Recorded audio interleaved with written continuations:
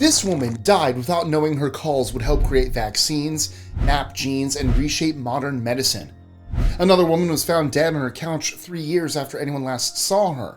And a jailed preacher was shot to death by a mob, turning him into a prophet and giving rise to one of the fastest growing religions in the world.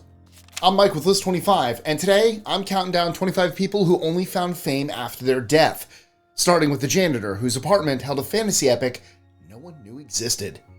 For most of his life, Henry Darger was just a janitor nobody paid attention to.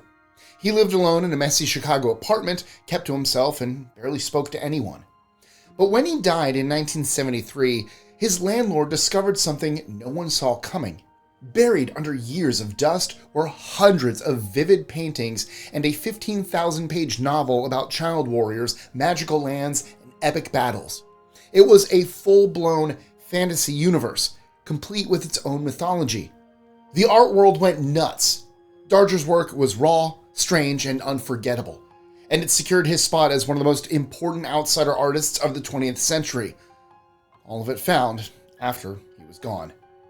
Nick Drake was a soft-spoken English singer-songwriter who released his first album while he was still a student in 1969. He rarely performed live, hated interviews, and quietly battled depression. None of his records made much of an impact at the time. Then, at just 26, Drake died in his childhood bedroom. That could have been the end of it. But in 1999, one of his songs, Pink Moon, was used in a Volkswagen commercial. Within weeks, fans discovered his albums again, a remix collection followed, and he finally found the fame he never could while he was alive. Anne Frank didn't just become famous after her death. She became famous because of it. While hiding from the Nazis in a secret annex in Amsterdam, the Jewish teen began keeping a diary about her fears, her boredom, and her little moments that still felt normal. She never meant for anyone else to read it. Her father was the only member of her family to survive the Holocaust, and he discovered the diary and had it published. Today, it's been read by millions. Schools teach it. Museums are built around it. And all of it came from the pages of a teenager who never got to grow up. And then there's the woman no one went looking for 3 years. In 2006, debt collectors broke into a North London flat and discovered a skeleton on the couch, surrounded by half-wrapped Christmas presents. Dental records confirmed it was 38-year-old Joyce Carol Vincent. She'd been dead for 3 years, and in all that time, no one had reported her missing. At the time, it barely made news, but years later, filmmaker Carol Morley came across the story in an old paper and wanted to know more. She started putting up posters and asking around. According to her friends and exes, Joyce was smart, successful, and a private woman. Someone who had a good job, who knew people in the music industry. But for some reason, she slowly pulled away from everyone after the end of a bad relationship. Morley turned those interviews into an award-nominated documentary called Dreams of a Life, and Joyce's life was catapulted into the limelight. Now, while some people vanish completely, others leave behind a trail no one sees until later. Vivian Maier spent her days looking after other people's kids, and her nights walking city streets with a camera around her neck. Over the years, she quietly took more than 100,000 photos of everyday life in New York and Chicago. She never published a single one. After she died in 2009, boxes of her film were sold off from an unpaged storage unit. A few of the shots ended up online, and people were stunned. The framing, the timing, the emotion in her photos, it was all there, just hidden. And today, she's considered one of the greatest street photographers of the 20th century. But not every legacy gets built peacefully. In 1844, Joseph Smith, the infamous founder of what would become the Church of Jesus Christ of Latter-day Saints, was sitting in jail when a mob stormed in and shot him to death. Smith had claimed to translate the Word of God into the Book of Mormon, and let's just say his ideas weren't exactly popular with everyone, especially the ones about taking multiple wives. After his death, the leadership passed to Brigham Young, who took the church west and grew it into what it is today. Maybe he would have made history anyway, but the way he died sealed the deal. I should probably also discuss the man who couldn't sell his art, but became a legend anyway. Bet you didn't know this name would appear on this list. Or are you an art buff? Van Gogh is one of the most iconic painters in history, but during his lifetime, barely anyone knew who he was. In fact, he sold just one painting during his life, the Red Vineyard at Arles. It went for what would be around $2,000 today. He spent his final years battling mental illness and poverty and died at the age of 37, thinking he was a failure.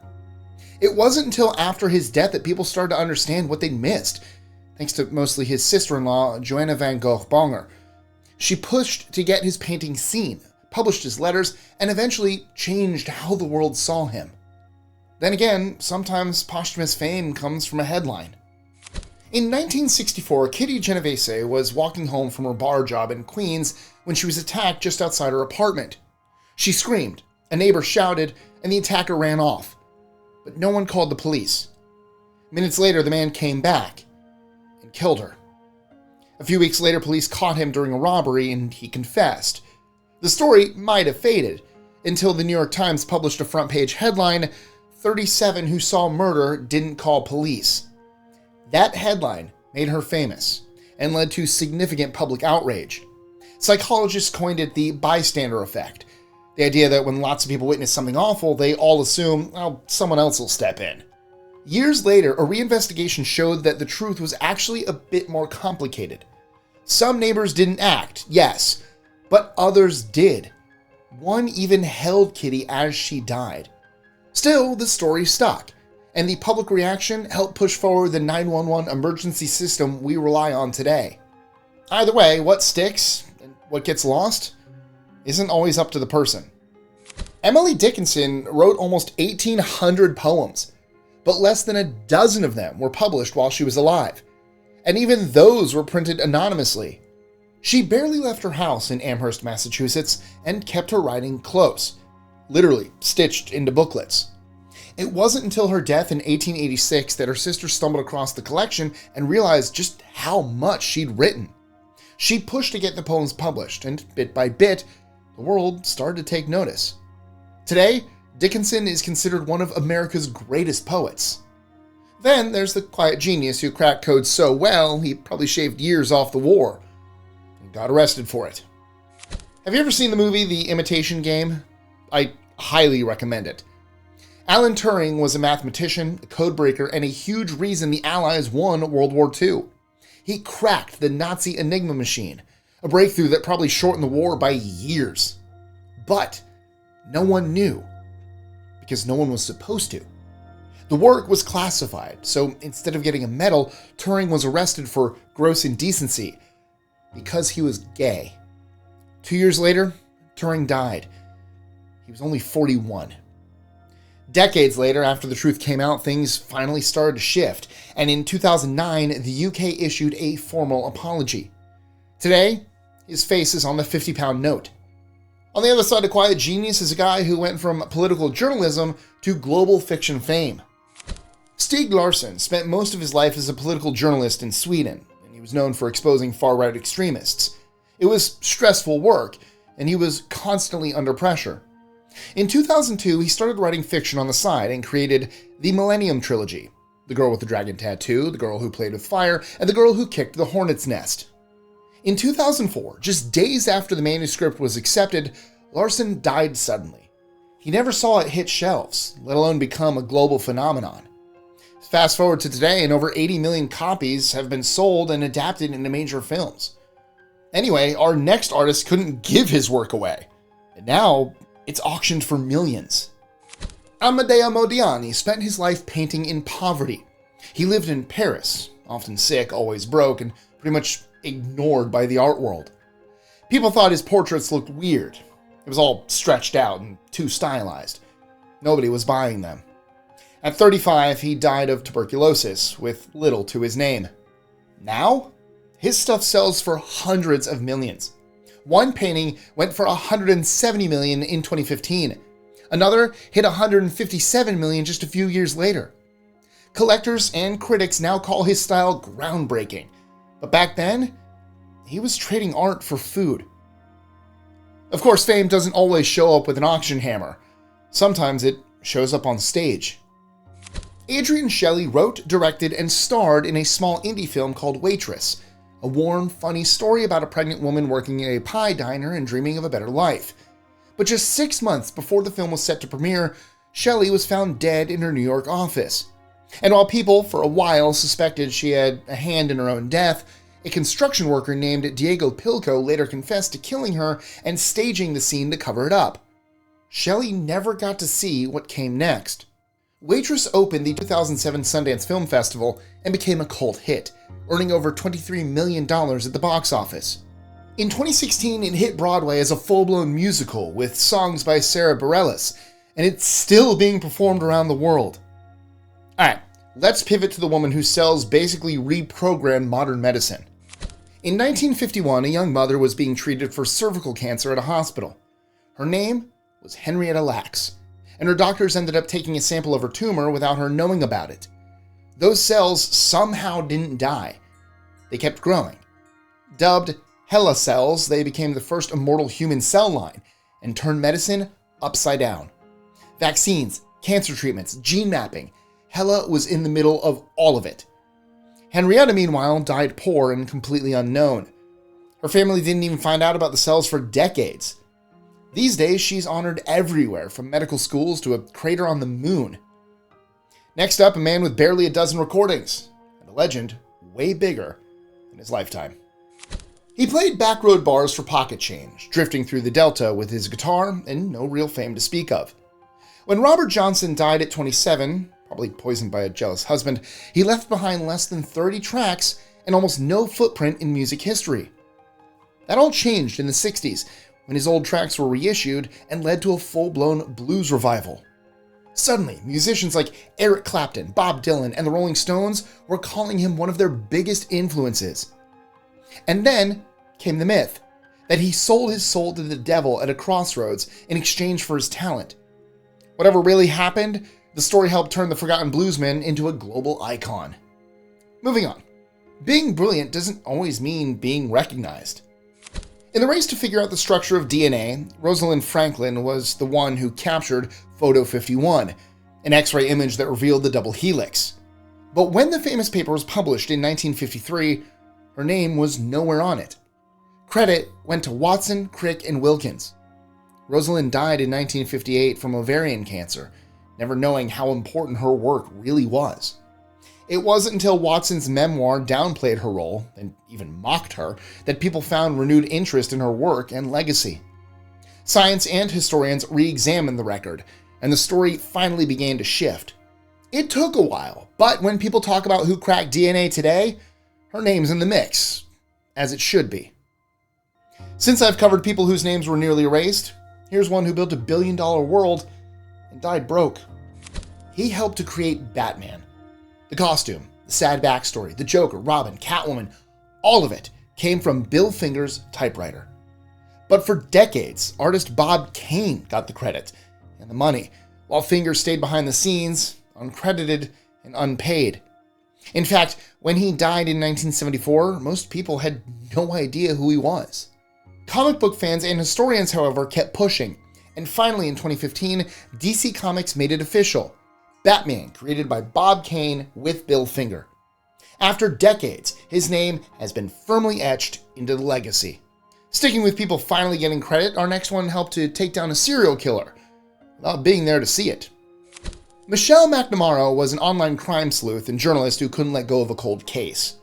The man she was chasing assaulted and murdered several people across California in the 70s and 80s and disappeared. He was known as Earons, which is, granted, not a very catchy name. She gave him a new moniker, the Golden State Killer, and started digging. For years, she tracked leads, interviewed detectives, and posted updates to her blog.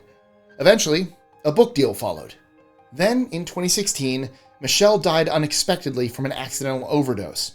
Her husband, actor Patton Oswalt, teamed up with journalist Billy Jensen and researcher Paul Haynes to finish it using her notes, and called it "I'll Be Gone in the Dark," a quote which reportedly came from the killer himself.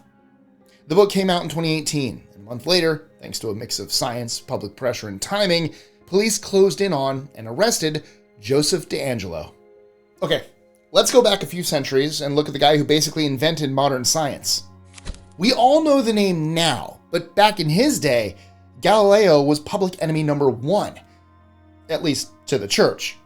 He had this crazy idea that the Earth wasn't the center of the universe. And for that, the church put him on trial, demanded he recant, and sentenced him to house arrest for the rest of his life. None of that, however, stopped him from working. He was way ahead of his time. Physics, astronomy, engineering, you name it. But during his lifetime, most of it was buried, banned, or quietly passed around behind closed doors. And speaking of people way ahead of their time, let's talk about Melville. Okay, before I continue, tell me you know who Herman Melville is, because during his lifetime, almost no one did. He had a bit of success early on with Typee, a widely dramatized account of his time in Polynesia, but everything after that was a total flop, including Moby Dick, which we now treat like literary scripture. Critics didn't get it, readers didn't buy it. By the time he died in 1891, none of his books were even in print. But in the early 1900s, scholars rediscovered Moby Dick, and slowly but surely, Melville's name got pulled out of obscurity. As for our next guy, he actually had an audience. They just didn't realize what they were hearing. During the 16 and 1700s, people knew who Johann Sebastian Bach was. They just didn't know him as a composer. Back then, he was famous for playing the organ. Sadly, his original music was thought to be way too complicated. Too layered, too intense. It simply just didn't catch on with the wider crowd. It took a long time for his work to get any real attention. But that finally changed with the performance of St. Matthew Passion in 1829. And from there, it snowballed. The world finally caught on. Which brings me to a name you probably know, even if you never read the book or saw the movie. After Chris McCandless graduated college in 1990, he gave away his savings, cut off contact with his family, and hit the road. He worked odd jobs when he needed to, kept journals, and took photos of the journey. 2 years later, he made it to Alaska, and that's where the story ended. In September 1992, hunters found his body inside an abandoned bus. Years later, his story was pieced together into a book, Into the Wild, and then a movie. The bus became a pilgrimage site, and to this day, his story comes up in just about every conversation about freedom, escape, and the risks that come with it. The next spot on our list goes to the scientist who tried to tell the world that the continents were drifting, and pretty much got laughed out of the room. The German-born polar researcher and meteorologist Alfred Wegener was one of the first people to notice that the continents looked like a giant puzzle that had been pulled apart. He came up with and presented the theory of continental drift in the early 1900s, but it didn't land well. No pun intended. He guessed 8 feet a year, but it was actually more like an inch, and he was way too polite to fight back. Critics dismissed him easily. Wegener died in 1930, still convinced that he was right, but with zero support behind him. Decades later, scientists revisited his work and finally started finding the data that backed him up. And now, with GPS, we can literally measure the movements of continents down to the millimeter. Luckily, the next name had someone in his corner, even if he didn't want the help. Born in 1883 to a middle-class Jewish family, Franz Kafka spent most of his life working office jobs he didn't care for, battling poor health and writing stories that were strange, dark, and strangely personal. He only published a handful of pieces while he was alive, and even those barely made a ripple. When he died in 1924, he left one final request for his friend Max Brod: burn everything. The letters, the drafts, the unfinished novels. Instead, Brod ignored him and published the lot. Kafka's work started gaining recognition for its voice: dry, existential, and oddly funny. The kind of funny that sort of leaves you unsettled. Today, there's a Kafka museum in Prague, and his name now defines a whole genre of bizarre modern chaos, just like the ones he wrote about. And finally, no list of posthumous fame would be complete without William Shakespeare. Now, I know what you're thinking. Shakespeare's the most famous writer of all time, so he must have been a big deal while he was alive, right? Well, not quite. He was known, sure, especially for his poetry, but that greatest writer ever status? That came much later. His plays were mostly performed by his own troupe in and around London, and printed copies were rare. It wasn't until 5 years after his death that they were finally collected and published. Things really changed in the 1640s when the Puritans shut down all the theaters. Actors got creative with short performances, and Shakespeare's comedies took off. By the time stages reopened, the demand for his work had exploded, and his name along with it. His writing didn't follow the rules of the time, which made it easy to adapt, and that flexibility helped turn him into the legend we know today. And that's a wrap. Which of these stories surprised you the most? Or is there someone you think should have made the list? Drop it in the comments. I'd love to hear who you think deserve more recognition in their lifetime. And if you'd like to hear a few more stories about people leaving a mark, check out our related video, 25 Real People Behind Classic Fictional Characters, where I looked at the woman who inspired Miss Havisham, the man behind Sherlock Holmes, plus a few others whose lives were way more interesting than the characters they inspired. As always, don't forget to like, comment, share, subscribe, hit that notification bell so you don't miss out on any new content. Thank you guys so much for watching. I love you all, and I'll see you next time. Bye.